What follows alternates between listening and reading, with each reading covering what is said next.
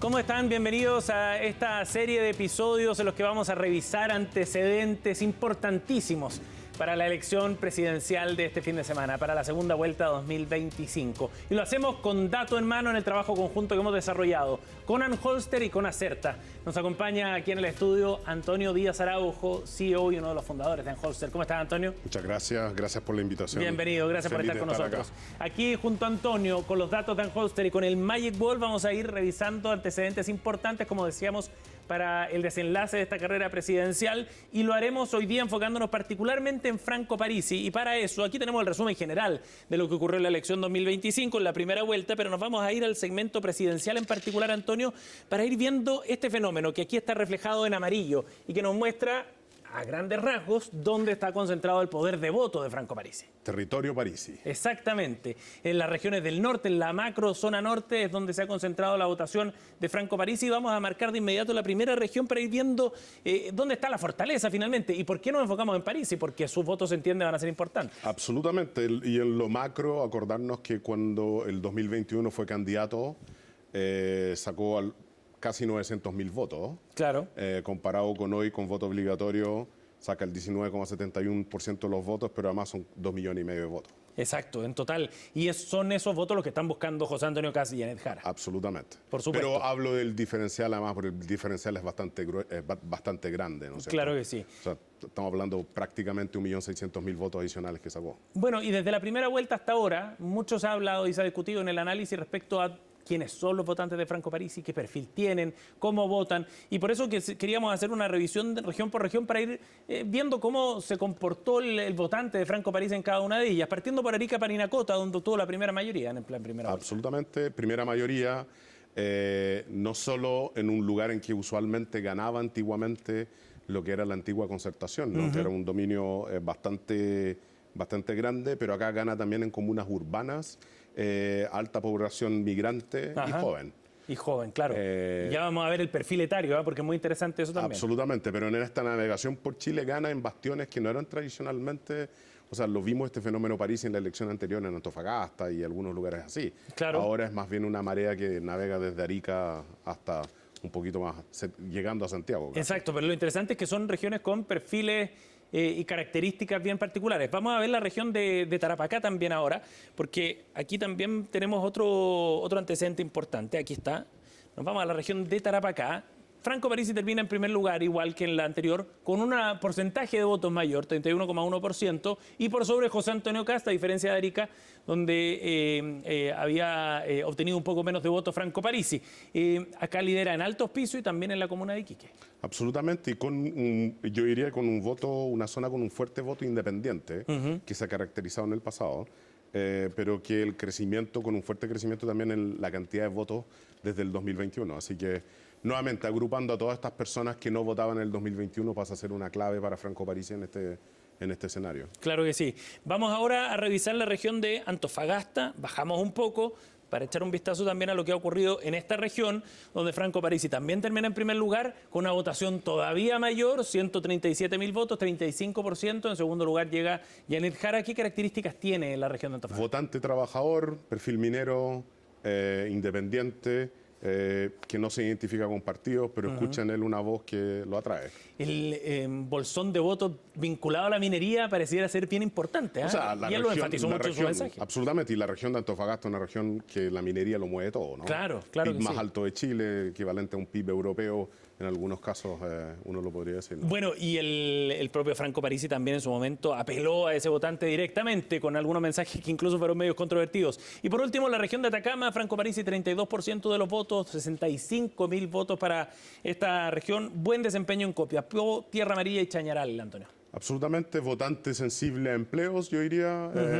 y a servicios, pero nuevamente es el votante, yo diría que sentimentalmente no es un votante asociado a partidos políticos que ha salido a votar acá. Así pareciera. De esa forma se va conformando como una suerte de cordón Parisi, y por eso también los dos candidatos, Janet Jara y José Antonio Kast, en esa segunda vuelta, pusieron el foco en varios temas y en un trabajo territorial también allá en la zona norte. Oye, ¿cómo lo hemos visto en los mapas que cuando has estado navegando por Chile en el Magic Wall? Una de las cosas interesantes es que Janet Jara gana en las urbes en algunos puntos, ¿no? Claro. Pero el votante de París es bastante consistente y homogéneo. Exactamente. En casi todos los lugares, ¿no? Bueno, y hagamos un zoom nada más antes de ir a ver el perfil del votante de Franco Parisi a la región metropolitana, para ver algunas comunas en particular en las que en ninguna logra destacar propiamente tal Franco Parisi, pero había una en particular. Espérame, la vamos a buscar aquí de inmediato, la región, la comuna de La Pintana, acá. Le fue muy bien, aquí está. Janet Jara triunfa, la primera mayoría, pero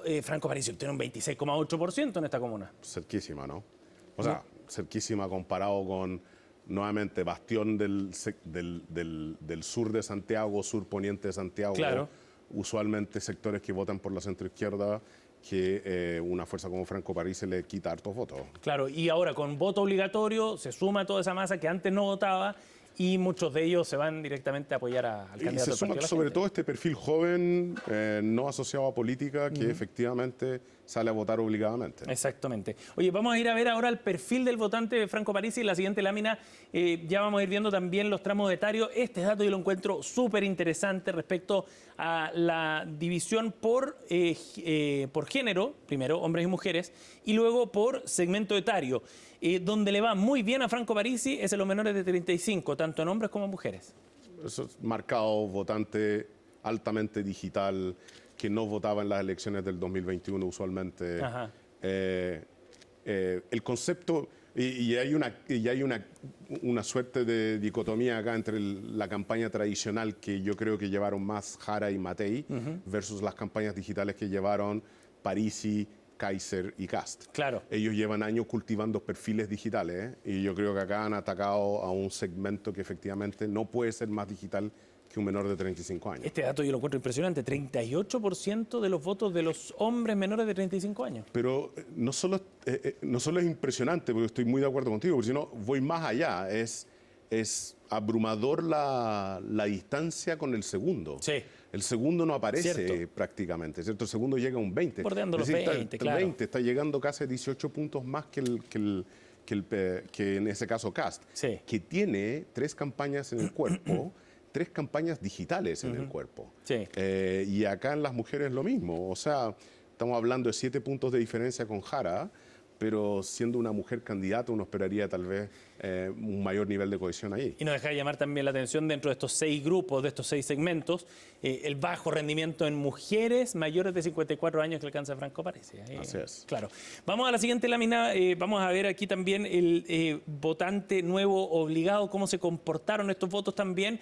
Nos remitimos a los datos de la primera vuelta presidencial de noviembre de 2021 y de cómo fueron evolucionando esos votos. Claro, y cómo migran estos votos hacia el Parisi del 2025. ¿Cuál fue la transición, Antonio? Entonces vemos que otros votantes del 2021 son los que aportan más votos a Parisi, y los blancos nulos y no votas son también 36% de los que aportan al rendimiento electoral de Parisi. O sea, más de la mitad de los candidatos, de los votantes que eligieron algún candidato que no haya sido Sichel, Boric o Proboste o Kast, de ese bolsón de votos, más de la mitad se fueron a Parisi. Absolutamente.